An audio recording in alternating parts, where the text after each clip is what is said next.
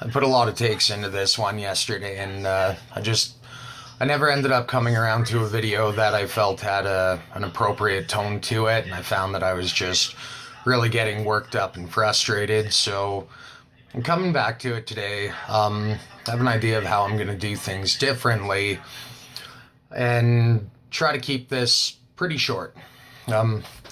So, dear John, now that the election's over, there's a few things that I would like to say to you. I tried to talk to you about some of them previously, but, anything that I said was either ignored or just disregarded, which I find to be kind of disrespectful of you to jump into the public forum during an election and,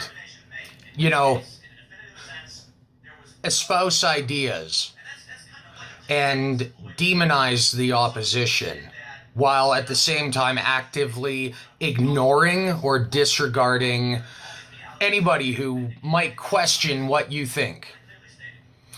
And the fact that when there was an answer, it was just more demonizing rhetoric. Now, that's no way to have discourse, John. And while I'm sure that you're fairly self-assured of, your view on politics being right, I'm far better at this stuff than you are, and I know what I'm doing far better than you do in this area of things.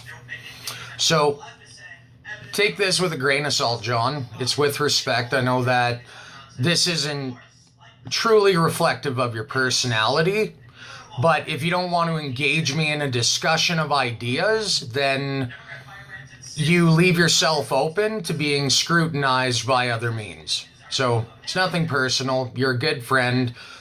Tell you the truth, we probably have more political dialogue than I have with most people. There's going to be a bit of a trigger warning to this, but let's get into it. So I'm gonna give a couple quotes here that, come from you directly. I just need to pull them up here. So these are...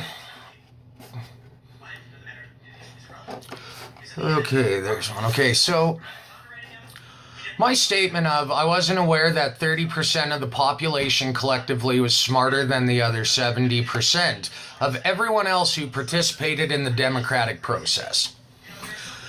Damn good thing we have the rest of you to constantly talk down to us and let us know just how fortunate we are to, have you more progressive types sitting on the sidelines, too politically lacking to actually do anything other than sit there like a limp dick in caucus and criticize. But your reply to that, John, was, given the collective stupidity of human race, 30% is extremely generous. Okay. Now, that's quote number one. Number two, you know what's ironic? They're playing We Are the Champions by Queen at UCPHQ, an LGBTQ icon being played at a conservative rally. Sorry, but that's funny. That's incredibly fucking ignorant. So, here's one. When I said, John, at this point you may as well come out as a socialist, your reply was, I wouldn't say I'm a socialist. I just don't agree with the conservative ideals of today. They aren't what they once were. I'm going to have fun with that one. Then here's one. What makes your guys any different, John? They scrap it, do a tax overhaul, implement a new tax structure. They're still subject to federal tax laws as long as we're in Confederation. Your reply was, the difference is that the AP isn't trying to lead anyone away with half-truths. Fair, but you are. So, I'm gonna dig into those one by one here, starting with... Actually, before I get into those, here's the first thing, John. I know what you think of conservatives. You've been very clear about that. I know what you think of anybody with a religion or anybody who would describe their personal system of faith, virtues, and morals as influenced by any kind of religion. This is going to shock the shit out of you, John, but Judeo-Christian morality, ethics, virtues, and morals are the basis of Western civilization. And you're already actively participant in that, because that's our cultural norm. See, Judeo-Christian fundamentals in Western civilization are the reason why, as we're brought up, we're told, homophobia, wrong. Racism, wrong. Sexism, wrong. These are societal values. And that's inherent in all of us, because we all know what right and wrong is, and we all generally define it in, within a range of parameter, generally. So, I know what you think of Christians. Through the election run, you made it really well known what you think of conservatives. Now, this isn't a dig on you personally, John, but this is the optics your words give of what we would be looking at if you ever were to achieve political power, held accountable to your own words as you've espoused them. First off, your view of Christians and conservatives pretty much is that they are pieces of shit with legs and second-rate human beings who are lesser than you because of what they believe in and what their political alignment is. And that's very, very evident by the fact that you outright say, or at least lean to the opinion, that it's your belief that the 20 to 30% of people who think like you are so intellectually, morally, and culturally superior to the rest of us that we shouldn't have a say. And that you, people like you that think like you, should have some inherent right to lord over the rest of us, saying it's for our own good, when really what it is to placate your own ideology. Which, the optics you present with your own words is incredibly dangerous and not compatible with Western civilization. The 20% should lord over the rest because by virtue of ideology, they are superior among all else. John, when you pretty much chalk up Christians and conservatives to a bunch of ass-backward, knuckle-dragging Neanderthals who are still bound to their Bibles back in the fucking 1950s, and you say, I don't give a shit about what they think. I don't give a shit about their beliefs. I don't give a shit that I'm literally pissing on the moral structure that they follow. That is the reason why they're tolerant to me spitting in their face about it. And I've been pretty tolerant, John. But you got to keep in mind, when you demonize Judeo-Christian basis of morality, not just the religion, and then you denigrate conservatives, you're talking about me, John. Because to an extent, I guess I could identify as a Christian, although I'm an apostate from the church. But my personal system is based on Judeo-Christianity. So the way you talk, John, you've made it very clear that you think that I'm a second-class human being who shouldn't have a say. Because I don't think like you, I'm too stupid to be able to have my say. And people like me don't deserve to have a say. We should just leave it up to people like you who know better than the rest of us, even though you're not really any different.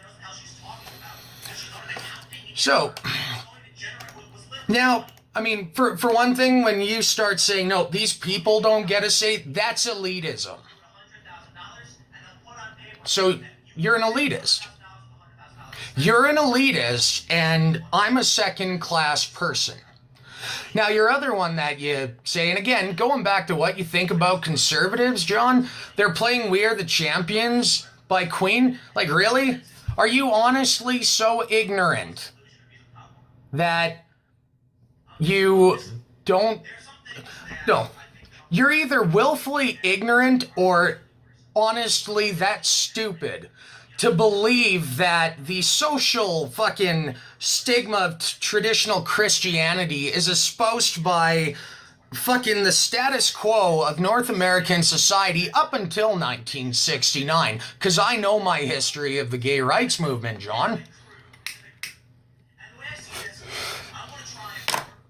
I mean, I can tell you outright, I've done a lot more reading than you have.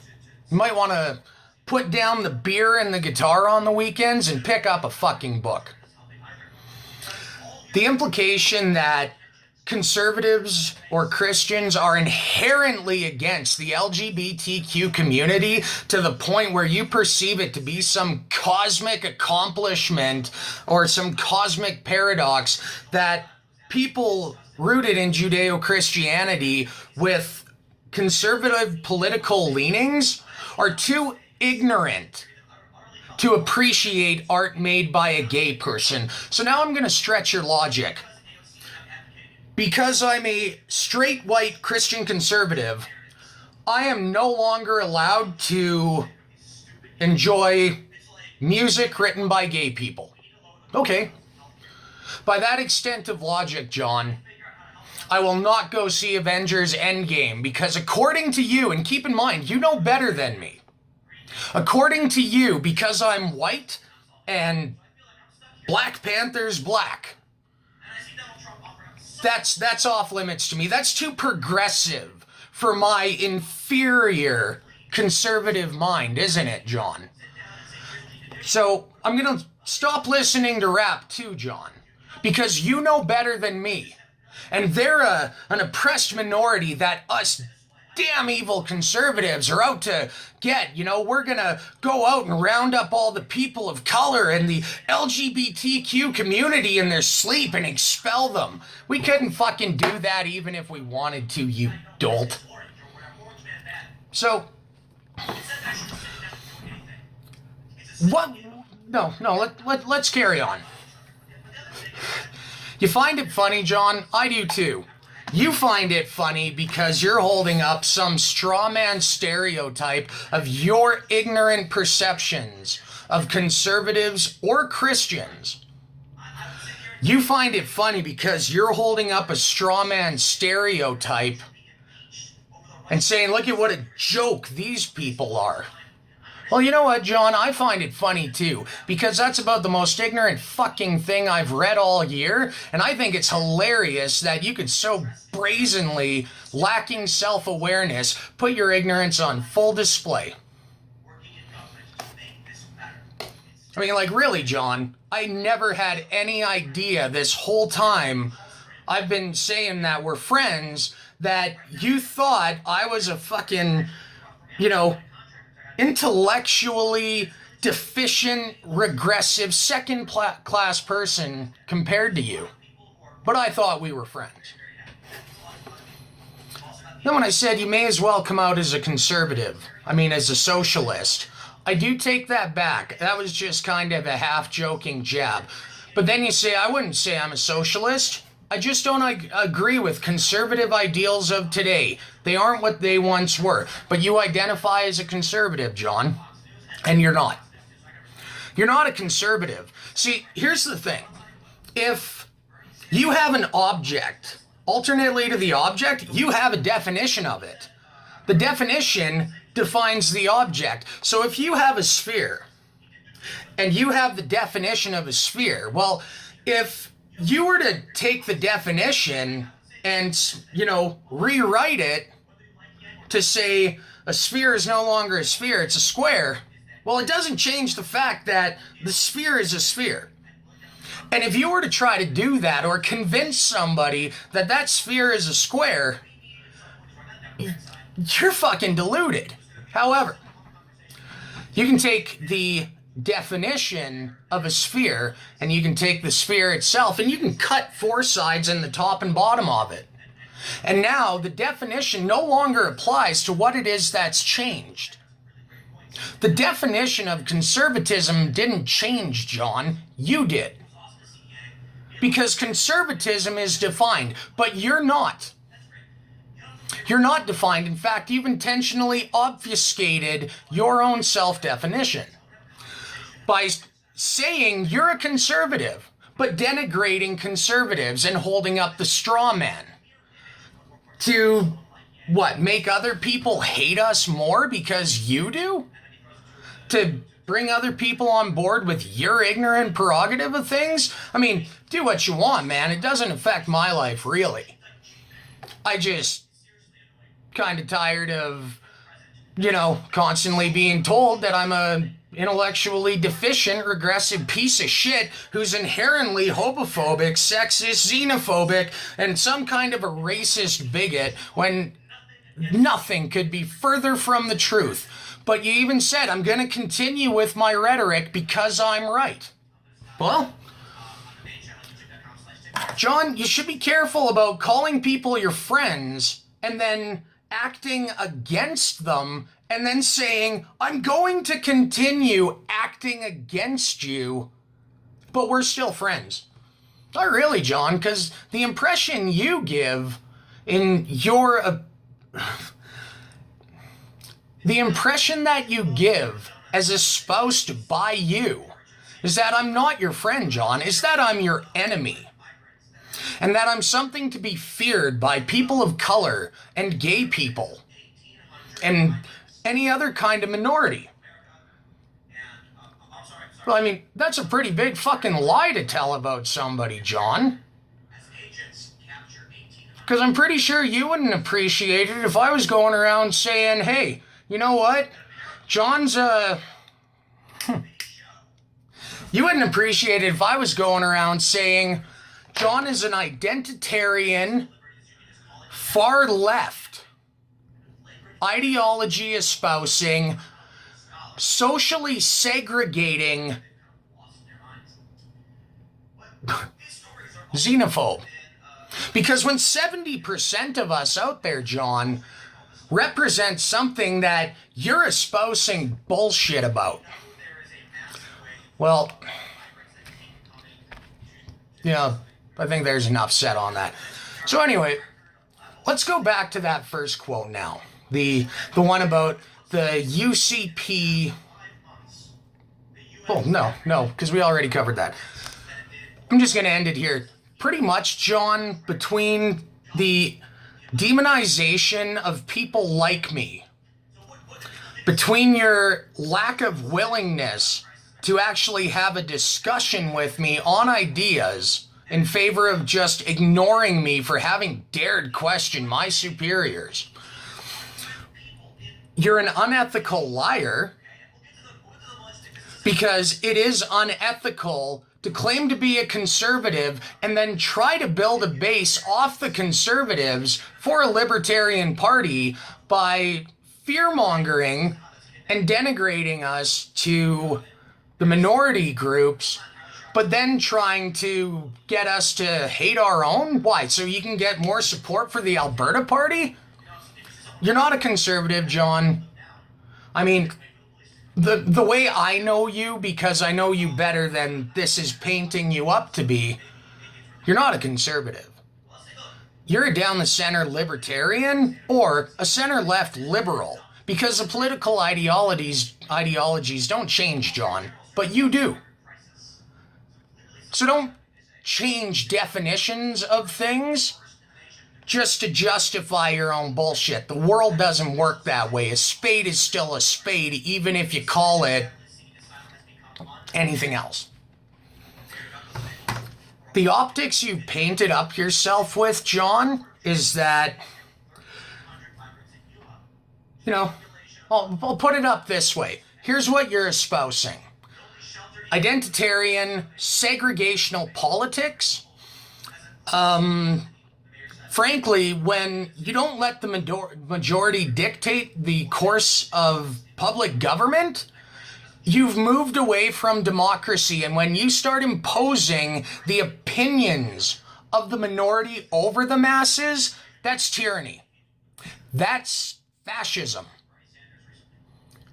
I mean, some of the tactics I saw you pull out during the election were straight out of the brown shirt handbook. And if you don't know what the brown shirts were, then you definitely shouldn't be opening your mouth in a public discussion about politics while espousing far left ideology. So I'm going to leave it with this, because I think I've said enough and I really don't want to get too worked up. This is what John is saying. We need to keep the conservatives over here and keep the LGBTQ over here, and we need to keep the black people over here and the Muslims over here and these people over there and over here and over here. And do you see how quickly that gets out of hand, John? But that's what you're espousing. Smear the opposition, build support with misinformation and lies. You've admitted that you do not believe in the will of the majority and that you have some type of superiority over the rest of us, that dictation of public course should be left up to people like you. And fuck the rest of us, right? We just need to shut up and fall in line because you're our better and you know best. Sorry, John. But the culmination of things that are implied by your own words, you're a fascist. In your own personally idealized world, it's fascism, social segregation, intersectional politics. You don't have to like the way it sounds, but it's true. And you don't get to redefine the definition of truth because you don't like how it sounds, because what you espouse is very contradictory to what your own personal beliefs are. And I know that because I know exactly how you feel about fascism too. So this wasn't about attacking you, John. I know you better than that as a friend. What I'm trying to do is get you to see the optics of what you say and how they present you.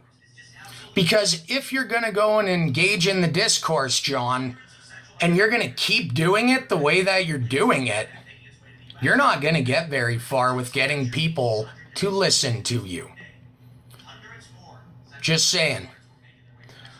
What you say says more than what you mean. And what you mean doesn't matter to anybody. It's the results of how it's implicated based upon the words you used. Well, that wraps it up for this one. So, hoo-ha! If you guys enjoyed this video, if there's any, commentary, thoughts you'd like to share, please leave a comment down below. I'm trying to get into updating with a bit more content more often, so hit a like, throw a subscribe, tune in later, keep the discussion going, folks.